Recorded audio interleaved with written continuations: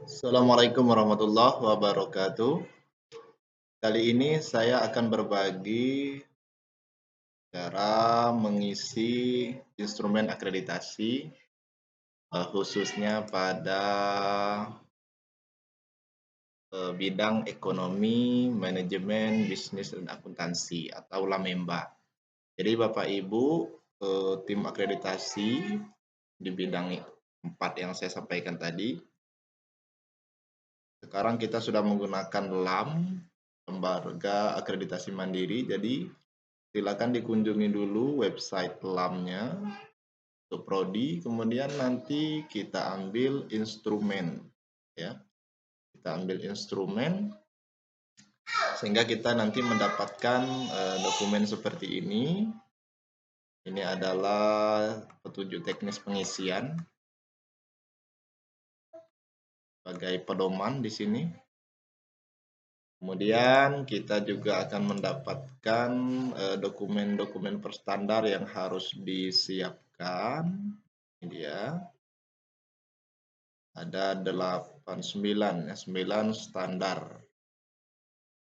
Kemudian kita juga akan mempunyai template. Nah, template dokumen evaluasi diri yang harus kita lengkapi pula. Jadi sudah ada semua sih panduannya, kita tinggal isi, ikuti arahan dari sini. Nah, ini sudah dijelaskan bahwa yang visi itu apa yang harus diisi. Silakan diisi di sini, di ini panduannya, dan seterusnya. Kemudian yang tidak kalah penting, kita punya data Excel, format Microsoft Excel. Ini adalah data kuantitatif. Ini daftar tabel yang harus kita isi, ada 23 sheet tabel.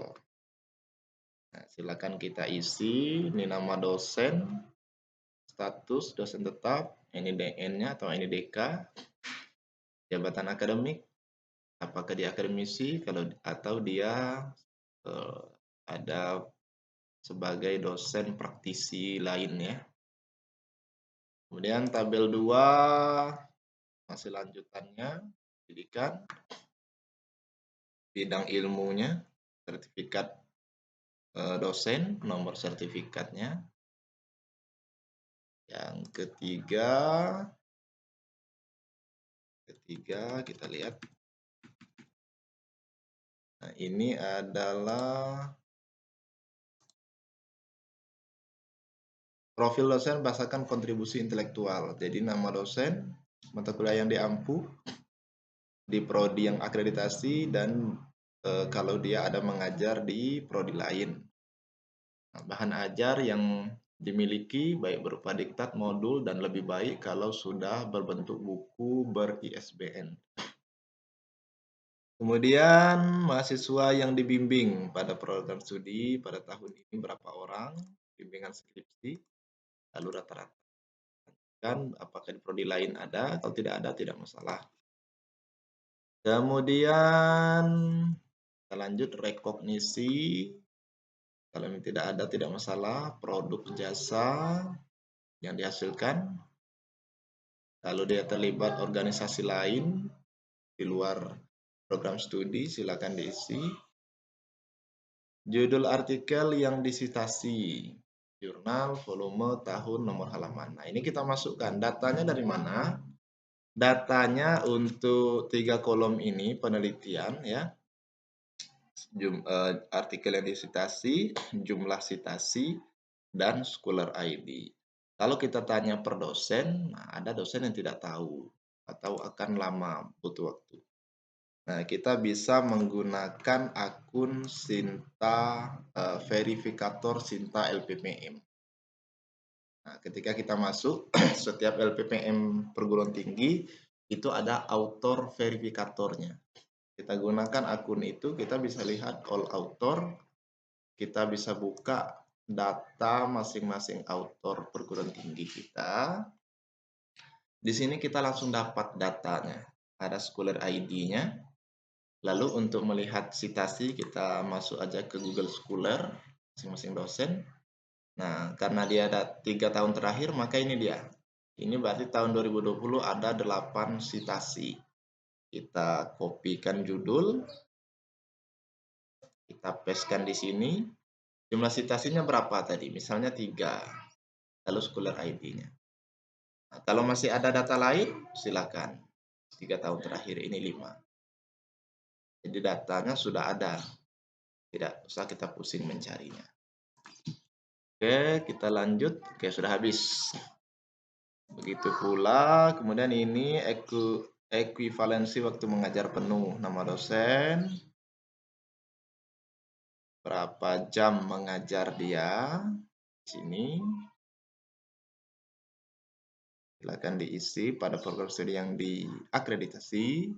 Gelar PT, kemudian penelitian berapa, PKM berapa. Yang jelas kalau kita ragu apa yang harus diisi di sini, di panduan sudah ada tabel.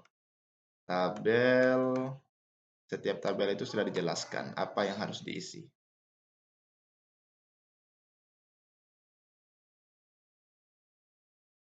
Nah, ekuivalensi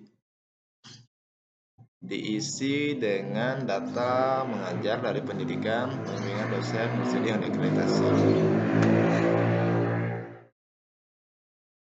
Kemudian tabel berikutnya, ini adalah tenaga kependidikan. Silakan kita datanya.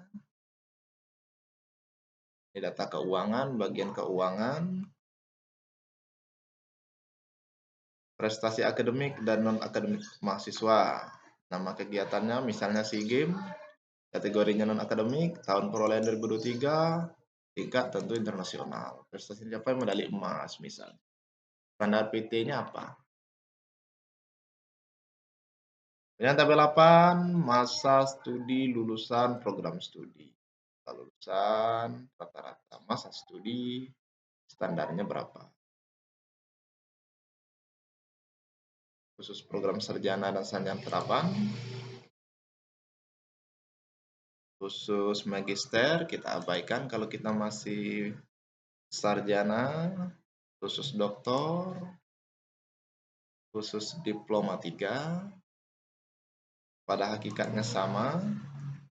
Waktu tunggu lulusan bisa kita data, ini melalui tracer study, jumlah lulusan berapa, jumlah lulusan yang terlacak berapa, yang waktu tunggu mendapatkan pekerjaan. Nah, dia berapa lama menunggu setelah lulus baru dia bekerja. Nah, sesuai bidang kerja lulusan. Nah, lulusannya ekonomi, dia kerja guru ngaji, berarti tidak sesuai. Kalau dia sesuai, silakan diisi. Jangkauan operasi lulusan. Ini kepuasan pengguna, kita harus menggunakan kuesioner terhadap pengguna lulusan kita. Publikasi ilmiah mahasiswa. Ini khusus program magister dan doktor. Ini pagelaran pameran publikasi ilmiah mahasiswa. Nah, kita lihat apakah mahasiswa kita dilibatkan di jurnal dosen. Nah, ini yang tidak terakreditasi berapa orang. Lalu di jurnal terakreditasi juga berapa orang yang kita libatkan. Jadi alangkah lebih baiknya Bapak Ibu dosen yang meneliti atau publikasi, mahasiswanya dilibatkan. Ini akan memiliki poin yang maksimal. Apalagi kalau sudah sampai internasional. Karya ilmiah mahasiswa yang disitasi, ini khusus magister, diadopsi oleh industri. Jadi kalau mahasiswa kita punya produk, kita jelaskan, lalu buktinya berupa foto mungkin, standarnya apa. Ini juga luar penelitian mahasiswa, apakah berupa HKI, hak cipta, paten sederhana, dan lain sebagainya. Silakan diisi. Luaran penelitian, ini dosen, kita masukkan 3 tahun terakhir, judul penelitian, tahun, keterangannya publikasi ilmiah kah, sumber biayanya berapa juta, dalam juta, kemudian dia terbit di jurnal apa, internasional, bereputasi, seminar, dan lain sebagainya. Silakan diisi 3 tahun terakhir. Oke, demikian untuk pengisian template Excel sebagai data kuantitatif. Oke, jadi itu